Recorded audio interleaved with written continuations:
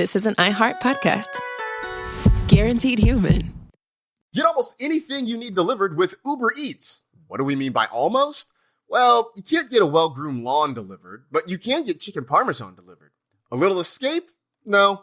A delicious bowl of grapes? Yes, that. An afternoon stroll? Sorry, no. A burrito bowl? Happily, yes. A day of sunshine? No. A box of fine wines? Yes. Uber Eats can definitely get you that. Get almost anything delivered with Uber Eats. Order now. Alcohol in select markets. Product availability may vary by region. See app for details. Nationwide is so much more than a great insurance company. They're one of America's largest financial services companies. Like how I'm more than Saquon Barkley, the NFL's reigning leading rusher. I'm also the NFL's leading husher. Shh, hush up back there. Wow, I might have just set the hushing record. Well, almost. For your insurance and financial needs, Nationwide is on your side. Nationwide Investment Services Corporation, member FINRA, Columbus, Ohio. This is the Late Round Podcast with your host, JJ Zachariason.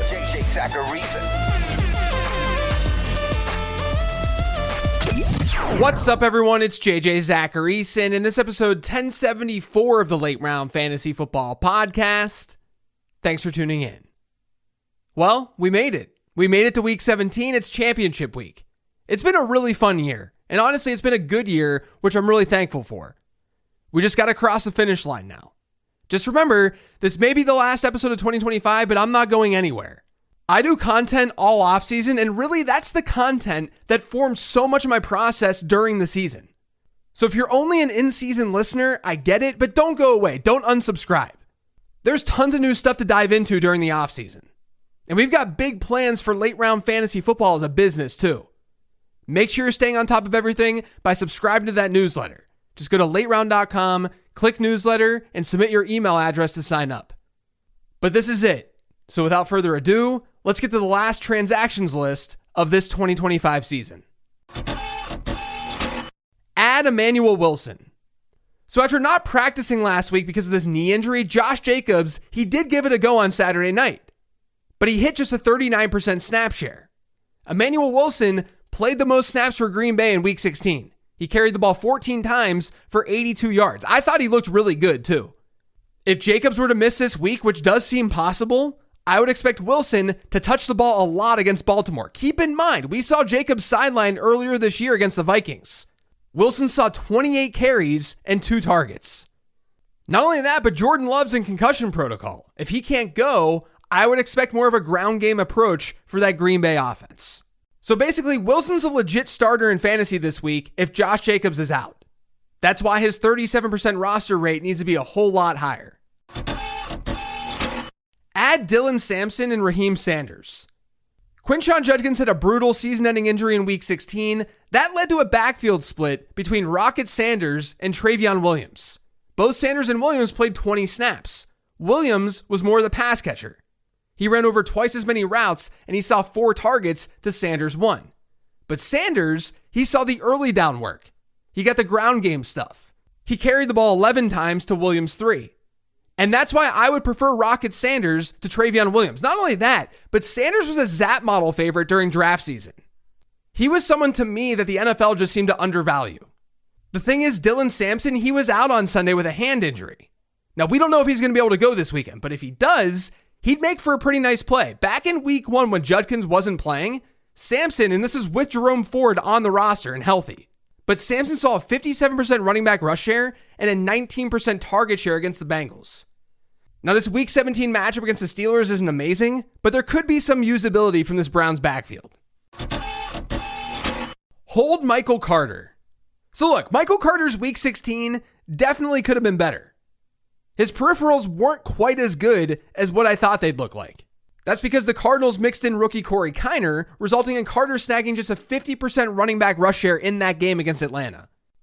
But I wouldn't be dropping Michael Carter. He ran 17 routes according to PFF data, compared to a combined 13 from the other 2 Arizona backs. And the Cardinals get the best matchup on paper this week by adjusted points allowed in Cincinnati. That game has a 52.5 point total. Now, the one piece of downside with Carter is that the Cardinals are a 7-point underdog in that matchup against the Bengals. According to PFF, in Week 16, Amari DiMercado played Arizona's 2-minute snaps. So if this game script does get out of hand, you run the risk that Carter's going to lose some snaps. I just wouldn't want to drop a starting running back facing the Bengals onto the waiver wire after one mediocre outing. Add Trey Tucker. Now, would I feel really comfortable starting Trey Tucker in my league's championship? Probably not. But I do think he's a potential sleeper. He's continued to operate as Vegas's number one wide receiver. He's hit at least a 90% route share every single game this year. There is some stability with his role. Now, he's typically seen a 19% target share or so, but that could come in handy because they get the Giants this week. New York ranks as the 11th best matchup for wide receivers by adjusted points allowed. So if you need someone deep on the waiver wire to throw into a wide receiver spot, maybe Trey Tucker's that guy. I mean, he's shown ceiling games in the past. Back in week 3, he had a 37-point outing against Washington. Add Geno Smith. Now, speaking of that Giants matchup, you could look at Geno Smith as a streamer too, in deeper formats, like really deep formats. But as we get closer to the end of the season, streaming the quarterback position just becomes more difficult as a fantasy advice giver because percent rostered numbers are just a lot higher. Smith, though, is widely available, and he does get that Giants team that ranks as a top 10 opponent for quarterbacks by adjusted points allowed. And look, Geno's coming off a reasonable performance this past week against the Texans. So I do think he does work as a streamer. Drop Emeka Egbuka. This one's really painful. I'm not going to lie. Emeka Egbuka has had a successful rookie season overall, all things considered. But with Tampa Bay's wide receiver pieces back, he's just not been reliable whatsoever. And honestly, leading up to these last couple of games, he wasn't that reliable anyway. But now the usage is actually matching that production. He had a season-low 63% route share in Week 15, and he followed that up with a 50% route share in Week 16. To put that another way, the last 2 games with Mike Evans and Jalen McMillan. Over these last 2 games, Emeka Egbuka has had his lowest route shares of the season. Now, there's always a chance that he breaks a big play or he has a good game. He's a talented wide receiver. But are you really trusting him at this point? I mean, you really shouldn't have trusted him last week. He scored fewer than 10.5 PPR points in 9 of his last 10 games. That's the kind of production that you can usually toss on the waiver wire. You can let your opponent use that in the championship. If it burns you, I still think it was the right process. But don't get me wrong, I still think Egbuka has a bright future in this league. Add Samaje Perine. Chase Brown had a monster game in Week 16, but Samaje Perine has had pretty good usage in that backfield lately. He's averaged a 41% running back rush share over his last 4 games. He hit nearly a 10% target share against the Dolphins on Sunday. So if you're in a deeper format, Perine might be worthwhile to take a look at this week. The Bengals get the Cardinals in that aforementioned matchup, and their team total is approaching 30 points. Arizona is also a top 5 matchup now for running backs by adjusted fantasy points allowed. Add Tyler Shough. Now, Tyler Shough hasn't been amazing as a fantasy asset over the last month or so, but he's been really solid. Shough has now scored 17 or more standard fantasy points in each of his last 4 games. He's thrown for 272 and 308 yards over his last 2. This week, the Saints get the Titans. And prior to the Titans facing the Chiefs this past week, they had allowed a top 10 quarterback performance in 8 straight games. Now, this game total between the Saints and the Titans, it is low. It's below 40 points. That's pretty alarming. But I don't think Shough is that bad of a streamer. In fact, I would be playing Shough more than likely over Geno Smith. Add Taysom Hill. Now, look, there's no telling what the Saints are going to do with Taysom Hill in Week 17. So do understand that this recommendation, this transaction, comes with a lot of volatility. But his usage was kind of awesome on Sunday. He led the Saints with 12 carries, completely burying any hope that people had for Audric Estime or Evan Hall. Hill then also completed a 38-yard passing touchdown, and he saw 6 targets, the most that he's had in a single game this year. And that was all on a 44% snap share. But that's also precisely the problem. Hill isn't some full-time player who's always going to be on the field. His usage rate was just out of control against the Jets. Now, there's always a chance that that happens again in Week 17. There's just a wide range of outcomes. Maybe you want to add Hill because you don't want your opponent to have that kind of ceiling, to have that kind of volatility that could favor them. Because we know that Taysom Hill is capable of these outlier performances. Or maybe you're just the underdog and you need that sort of volatility. Then hypothetically, you might be able to use Taysom Hill. Hold Colston Loveland. Now look, you're allowed to be disappointed with Colston Loveland's Week 16 performance, but his usage was not that bad. Without Luther Burden and Rome Odunze in that lineup, Loveland hit a season-high 82% route share. He just didn't see a major uptick in target share. His target share was still about 17%. The Bears get the 49ers this week, though. San Francisco, pre-Monday Night Football, they've been an above-average matchup for tight ends this year.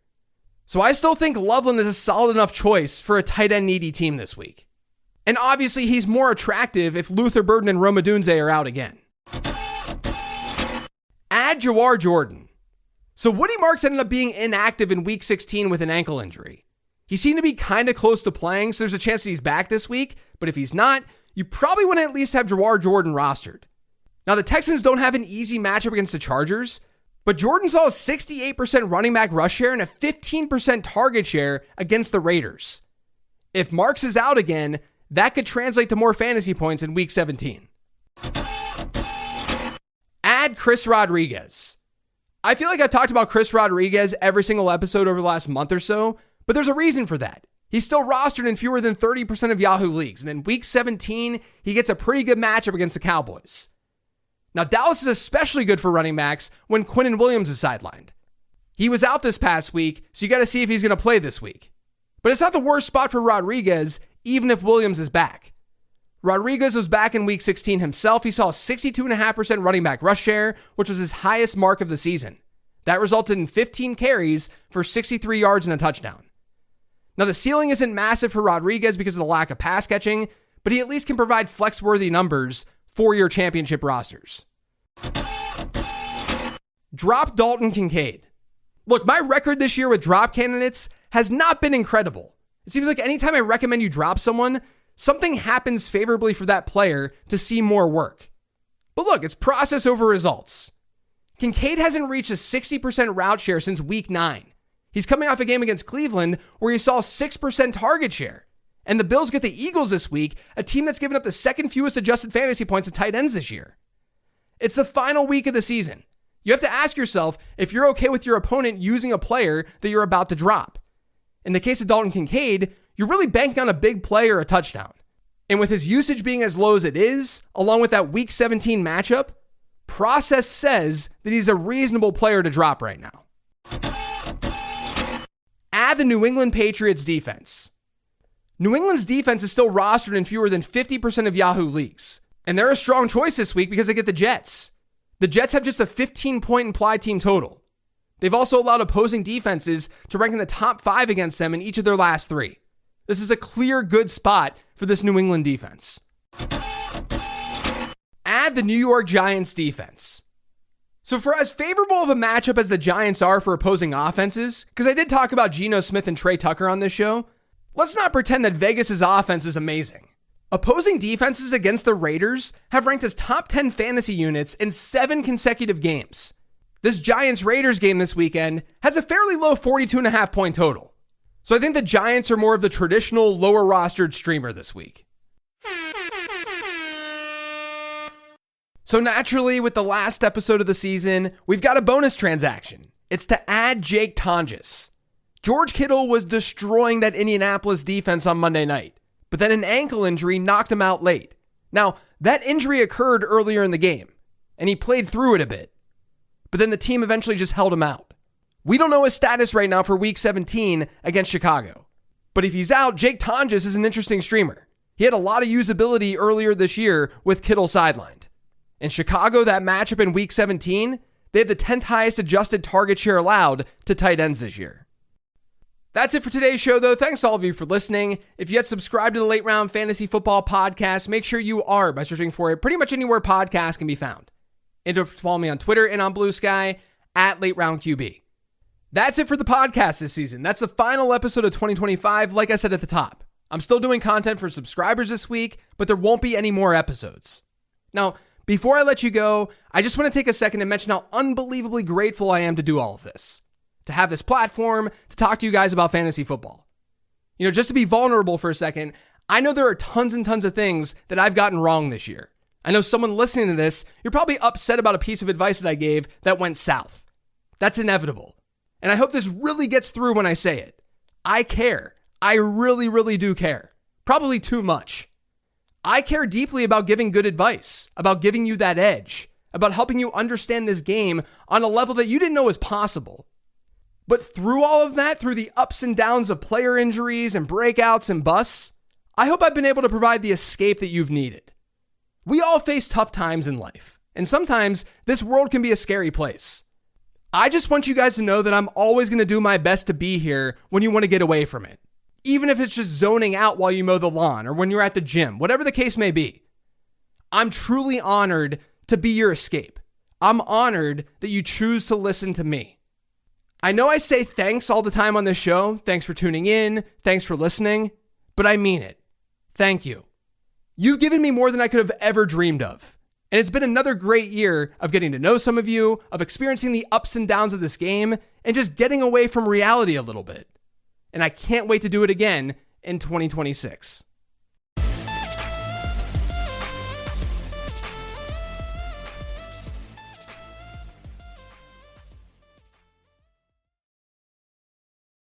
Hi, this is Gronk from Dudes on Dudes. I'm here to tell you about protecting your end zone with wet, extra large flushable Dude Wipes. Unlike dry wiping with toilet paper, Dude Wipes clear instead of smear. Wetter cleans better. Goodbye dingleberries. Goodbye itch and irritation.